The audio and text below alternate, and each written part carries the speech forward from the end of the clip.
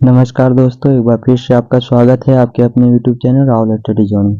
दोस्तों, अगर आप हमारे चैनल पर नए होंगे तो चैनल को सब्सक्राइब जरूर कीजिएगा। आज हम आप लोग के लिए लेकर के आए हैं जीके के टॉप 25 क्वेश्चन, जो आपके आने वाले आगामी परीक्षा के दृष्टिकोण से काफी ज्यादा महत्वपूर्ण साबित होने वाली है। तो चलिए दोस्तों, 25 क्वेश्चन में से कितने क्वेश्चन का आंसर आप लोग को मालूम है, कमेंट बॉक्स में जरूर बताइएगा। आपका फर्स्ट क्वेश्चन है, भूकंप की तरंगे होती है। भूकंप की तरंगे होती है, इसका राइट आंसर हो जाएगा दोस्तों 0 हर्ट्ज से 20 हर्ट्ज तक। ये राइट आंसर हो जाएगा। 0 हर्ट्ज से 20 हर्ट्ज तक होती है भूकंप की तरंगे।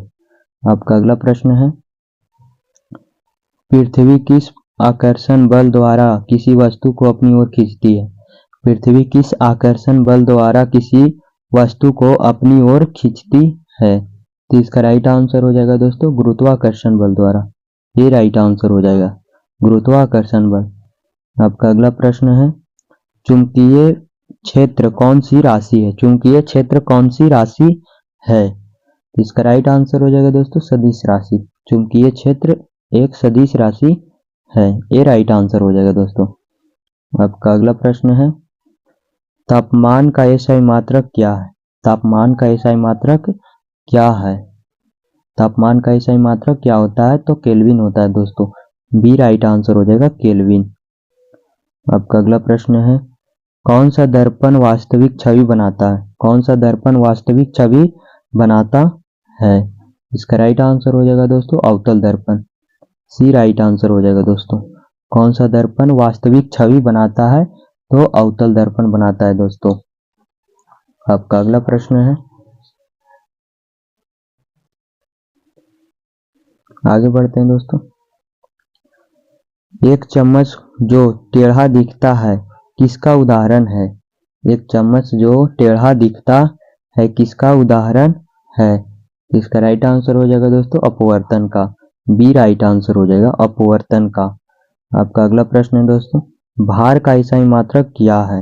भार का एसआई मात्रक क्या है। तो भार का एसआई मात्रक होता है दोस्तों किलोग्राम। ये राइट आंसर हो जाएगा किलोग्राम। ध्वनि की चाल किससे प्रभावित नहीं होती है। ध्वनि की चाल किससे प्रभावित नहीं होती है, तो दाब से प्रभावित नहीं होती है दोस्तों। बी राइट आंसर हो जाएगा दाब से प्रभावित नहीं होती है। आपका अगला प्रश्न है, चम्मच का दबा भाग किसकी तरह कार्य करता है। चम्मच का दबा भाग किसकी तरह कार्य करता है, तो ये कार्य करता है दोस्तों अवतल दर्पण की तरह। अवतल दर्पण की तरह। बी राइट आंसर हो जाएगा दोस्तों। आपका अगला प्रश्न है, समतल दर्पण द्वारा बना प्रतिबिंब कैसा होता है। समतल दर्पण द्वारा बना प्रतिबिंब कैसा होता है, ये होता है दोस्तों समान आकार का। बी राइट आंसर हो जाएगा दोस्तों समान आकार का। आपका अगला प्रश्न है, सूर्य से आने वाली किरण किस माध्यम से आती है। सूर्य से आने वाली किरण किस माध्यम से आती है, तो ये आती है दोस्तों विकिरण माध्यम से। सी राइट आंसर हो जाएगा विकिरण माध्यम से। सी राइट आंसर हो जाएगा दोस्तों। आपका अगला प्रश्न है, बल का सूत्र किस नियम से मिलता है। बल का सूत्र किस नियम से मिलता है, तो बल का सूत्र मिलता है दोस्तों न्यूटन का द्वितीय नियम से। न्यूटन का द्वितीय नियम से बल का सूत्र मिलता है। बी राइट आंसर हो जाएगा दोस्तों। आपका अगला प्रश्न है, प्रिज्म में प्रकाश कितने रंगों में बट जाता है। प्रिज्म में प्रकाश कितने रंगों में बट जाता है, तो ये 7 रंगों में बट जाता है दोस्तों। सी राइट आंसर हो जाएगा 7 रंग में। तापीय प्रभाव कौन नहीं दर्शाता है। तापीय प्रभाव कौन नहीं दर्शाता है, तो इसका राइट आंसर हो जाएगा दोस्तों विद्युत घंटी। सी राइट आंसर हो जाएगा। तापीय प्रभाव विद्युत घंटी नहीं दर्शाता है। आपका अगला प्रश्न है दोस्तों, ठोसों में ऊष्मा का चालन किससे होता है। ठोसों में ऊष्मा का चालन किससे होता है, इसका राइट आंसर हो जाएगा दोस्तों चालन से। ये राइट आंसर हो जाएगा दोस्तों। ठोसों में ऊष्मा का संचालन किससे होता है, तो चालन से होता है दोस्तों। ये राइट आंसर हो जाएगा। आपका अगला प्रश्न है, विद्युत घंटी किस प्रभाव पर आधारित है। विद्युत घंटी किस प्रभाव पर आधारित है, इसका राइट आंसर हो जाएगा दोस्तों चुंबकीय प्रभाव पर। ये राइट आंसर हो जाएगा चुंबकीय प्रभाव पर। आपका अगला प्रश्न है, उत्तल दर्पण द्वारा कैसा प्रतिबिंब बनता है? उत्तल दर्पण द्वारा कैसा प्रतिबिंब बनता है? तो उत्तल दर्पण द्वारा सीधा प्रतिबिंब बनता है दोस्तों। बी राइट आंसर हो जाएगा, सीधा प्रतिबिंब।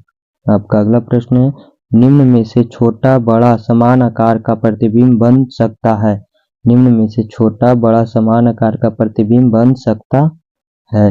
इसका राइट आंसर हो जाएगा दोस्तों अवतल दर्पण में।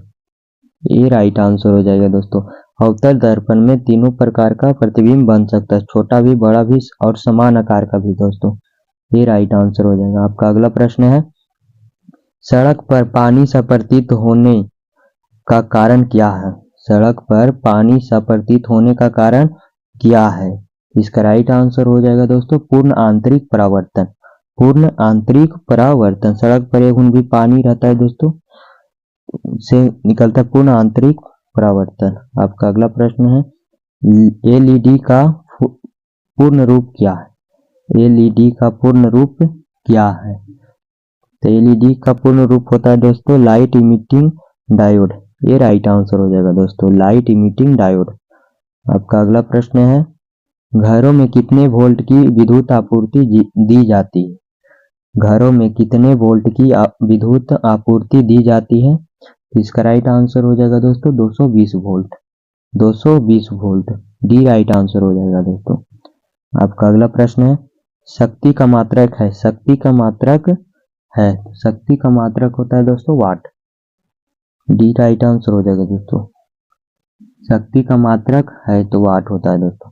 आपका अगला प्रश्न है, विद्युत शक्ति की इकाई क्या है? दोनों एक ही क्वेश्चन है दोस्तों। विद्युत शक्ति की इकाई क्या है? तो इसका भी आंसर वाट ही होगा दोस्तों। डी राइट आंसर हो जाएगा। विद्युत शक्ति की इकाई क्या है? तो वाट। आपका अगला प्रश्न है, बल का मात्रक है? बल का मात्रक है, तो इसका राइट आंसर हो जाएगा न्यूटन। बल का मात्रक क्या होता है? न्यूटन।